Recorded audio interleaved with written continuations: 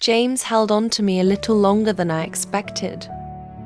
When we finally pulled apart, he gave me that same easy smile, the one that used to make my heart race back in school.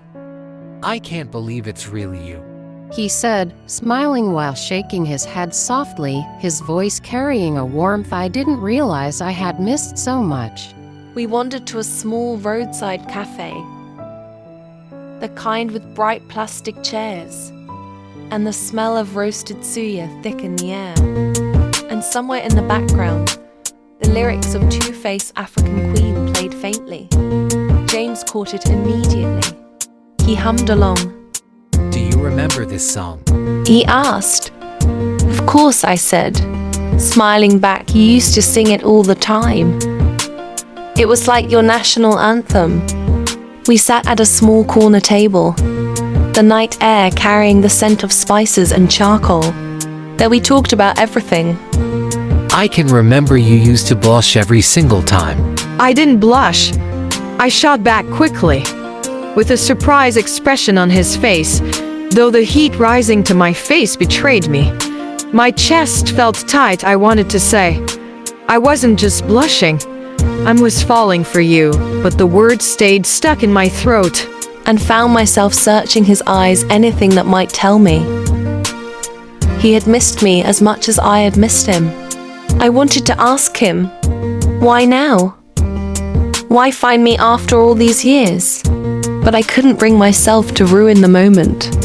As if he could sense my thoughts, James turned his sit and leaned forward, resting his elbows on the chair. His voice dropped, carrying a hint of something deeper, something raw. Joy. Do you ever think about those days? I blinked, caught off guard by the question. All the time. I whispered before I could stop myself. His gaze softened, his lips curling into a small, wistful smile.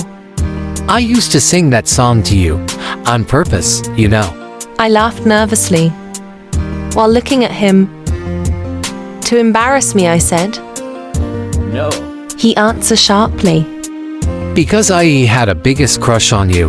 My world seemed to pause for a moment. I stared at him, my heart hammering against my ribs. You... what? The words came out as a stammer. Yeah, I just never said anything. I didn't think you'd take me seriously. I mean, I was the loudest, most annoying. You were, well, you were you. I couldn't speak all this time. I thought it was just me. The stolen glances, the late night dreams, the ache of wanting something I thought I could never have. I thought it was one-sided, a teenage infatuation I had foolishly clung to. But before I could say a word, his phone buzzed. Brr. His smile faded as he glanced at the screen. His whole posture changed. He sighed, slipping the phone back into his pocket. Joy, there is something I need to tell you. A strange feeling crept over me. Something told me that whatever he was about to say could change everything. I forced a small smile. I'm listening, I said slowly. He hesitated, then shook his head. Not here, please. Let's take a walk.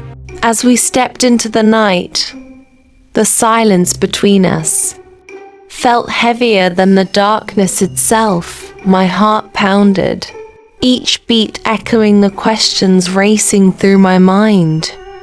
What was that mysterious text that made his body tense, his posture suddenly rigid? I wanted answers, but was I truly ready for them?